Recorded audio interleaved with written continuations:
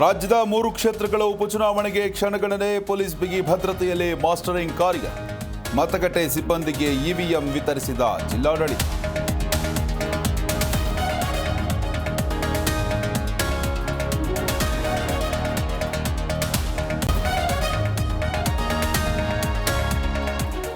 Side ಬಿಡದಿದ್ದಕ್ಕೆ BMTC bus ಚಾಲಕನಿಗೆ ಹಲ್ಲೆ, bus glass ಪುಡಿ ಮಾಡಿ ಬೈಕ್ ಸವಾರ ಪುಂಡಾಟ.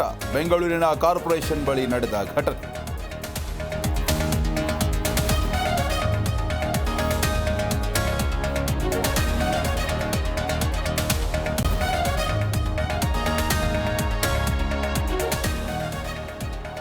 ಬಗೆದಷ್ಟು ಬಯಲಾಗ್ತಿದೆ ಕಾಶಿನಾಥನ ಭ್ರಷ್ಟಲೀಲೆ. ಮನೆಯಲ್ಲಿ 20 ಲಕ್ಷ ರೂಪಾಯಿ ಪತ್ತೆ, ಮಹತ್ವದ ದಾಖಲೆ ವಶಕ್ಕೆ. ಬೆಳಗಾವಿ ನಗರದಲ್ಲಿ 2 ಮನೆಗಳಿರೋ ಮಾಹಿತಿ.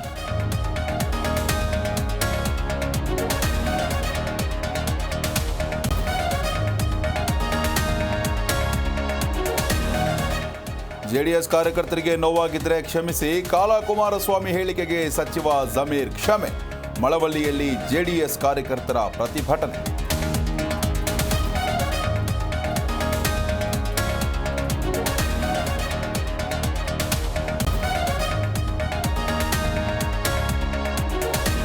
ಆನೇಕಲ್ ಗಡಿಯಲ್ಲಿ ಕಾಡಾನೆಗಳ ಉಪಟಳ. ರಾತ್ರಿ ವೇಳೆ ರೈತರ ಜಮೀನಿಗೆ ದಾಳಿ ಇಟ್ಟು ಬೆಳೆ ನಾಶ.